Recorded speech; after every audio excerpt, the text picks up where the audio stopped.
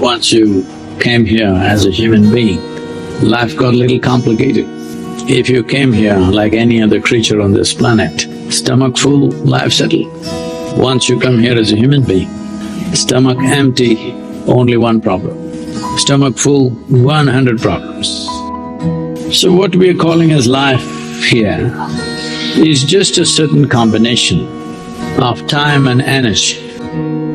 This combo of time and energy, unfortunately, majority of the people never learn to handle it seamlessly and wonderfully.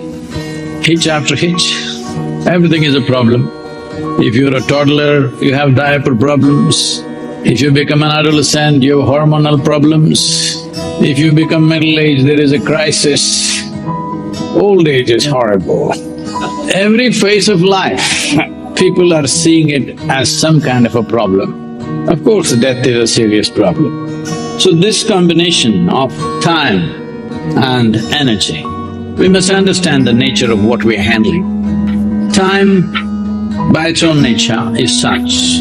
You do something, it rolls. If you don't do something, it rolls. You don't have to push it, I'm saying. As you're sitting here, it's rolling away.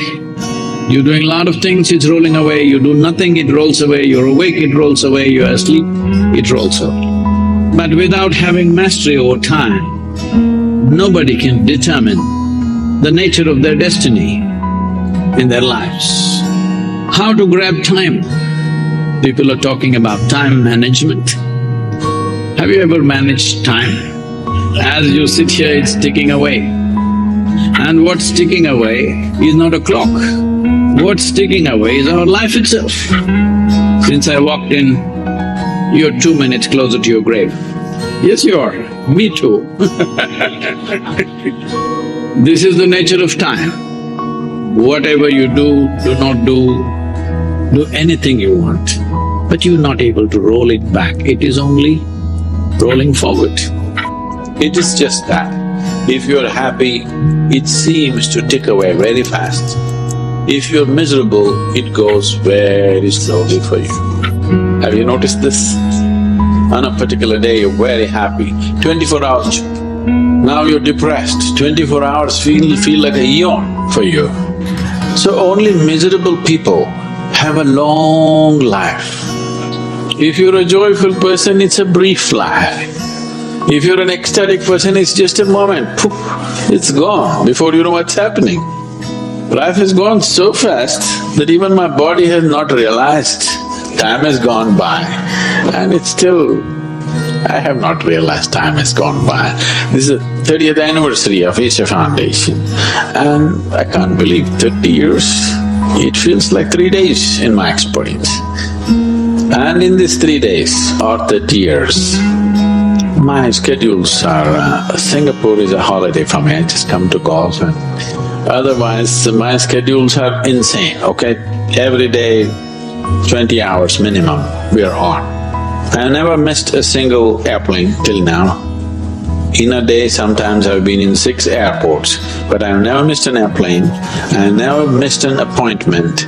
I've never been late to an appointment in 30 years. But I don't manage time, I manage myself. Time, how to manage? It's too big a thing to manage, it's not in your hands. Whether you like it or not, it's ticking away, isn't it? Yes? If you sit here, it's ticking away. If you jump around, it'll tick away.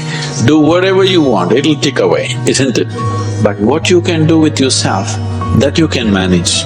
There's nothing to do with the time. So self-management, not time management.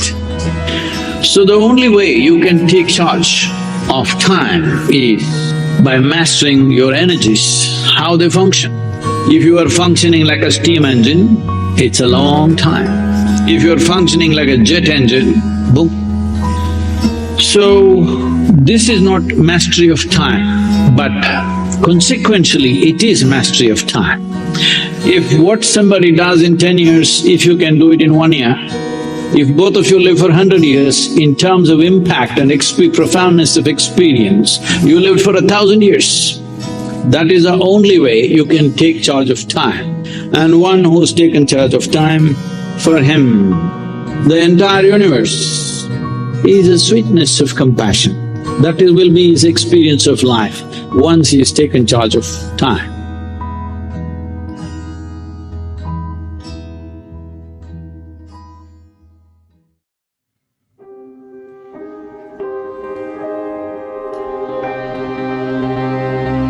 Have you ever thought, what is it that makes you suffer? If you look closely, you will find that it's your habit to dwell in the past and future, which is the main cause of sorrow and suffering in your life. You are never fully present. You are never in the eternal now.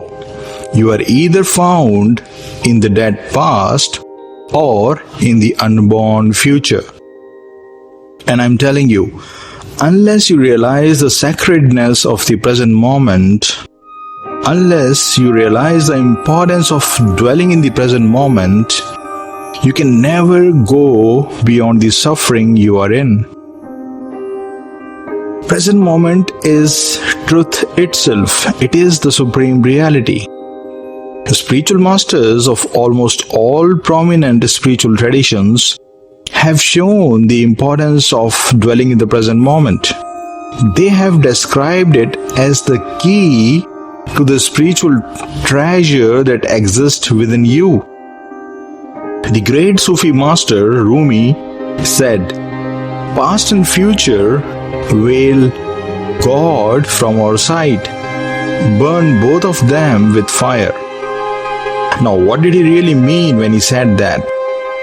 Past and future are nothing but mere thought forms, right? So these thought forms act as a veil which then hide God. And God here is nothing but your conscious nature, the pure witnessing consciousness which transcends the body-mind complex. Another spiritual master, Meister Eckhart, said, "Time is what keeps the light from reaching us. There is no greater obstacle to God than time." Now, what is time? Again, it's nothing but past and future, right? And by God, he meant the consciousness which witnesses the functions of this body and mind. So, if you remain lost in your thoughts and don't pay attention to the eternal present, you can never realize your divine infinite nature. And because of this, you wouldn't be able to go beyond your suffering.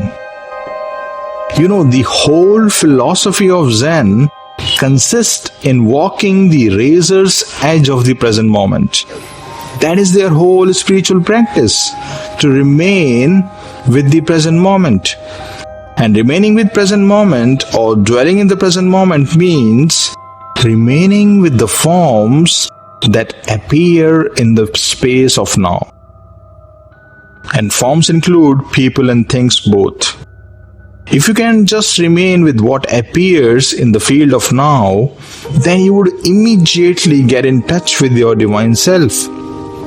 Then you can know who you really are in your essence. Have a close look at all the 112 meditation techniques, and you will find that the essence of all those meditations is the present moment practice. Let's take the example of breath awareness meditation. Now, to remain aware of your breath, you have to be in the now. You have to be in the present moment. While observing your breath, if you start thinking about what happened in the past or what's gonna happen in the future, then you lose the breath awareness, which means you lose the now. Remember, you can discover your true nature only in the present moment, nowhere else. So try to dwell in the present as much as possible. And this is the most powerful spiritual practice. And don't think that you will lose all your past and future. No, you won't. They will remain with you just as thought forms. And you can make use of them for practical purposes. There's nothing wrong in that. If you want to do something, then you can make use of the lessons that you learned from your past. And if a meeting needs to be held, it will be held only in the future, right? So make all preparations for it, but while making preparations, remain present.